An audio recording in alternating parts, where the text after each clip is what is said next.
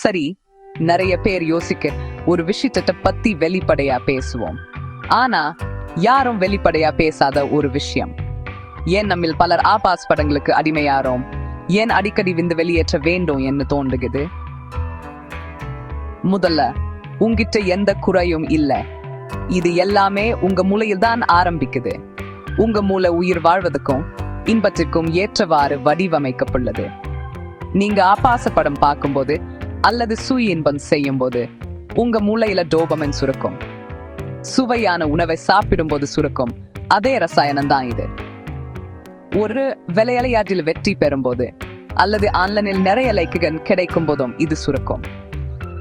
ஆனா அந்த டோபமைன் நல்ல உணவை தரும். உங்க மூளை அந்த நல்ல உணவை நினைவில் வைத்துக்கிட்டு அதை மீண்டும் மீண்டும் செய்ய விரும்பும். அங்கிருந்துதான் இந்த பழக்கம் ஆரம்பிக்கலாம். ஆனா இங்க ஒரு முக்கியமான விஷயம் இருக்கு. இன்றைய ஆன்லைன் ஆபாச படங்கள் நம்ம மூளை கையாளக்கூடிய எதையும் அதிக தூண்டுதலா இருக்கு. ஒரு கெளி தூரத்தில முடிவில்லாத வகைகள் இருக்கும்போது உங்க மூளை புதுமைகளை தேடி அடிமையாகலாம். எப்போதும் அடுத்த பெரிய உற்சாகத்தை தேடிக்கிட்டு இருக்கும். அந்த வெளியேற்றம், அதாவது விந்து வெளியேற்றம், ஒரு வெகுமதி போல உணர்வதால் உங்க மூளை இந்த செயலை ஆறுதல், மன அழுத்த நிவாரணம் அல்லது சலிப்புடன் இணைக்க தொடங்கும். இது ஒரு தப்பிக்கும் வழியா, ஓய்வெடுக்க அல்லது நேரத்தை கடத்த ஒரு வழியாக மாறுவதை நீங்கள் கவனிக்கலாம். இது பலவீன இல்லை.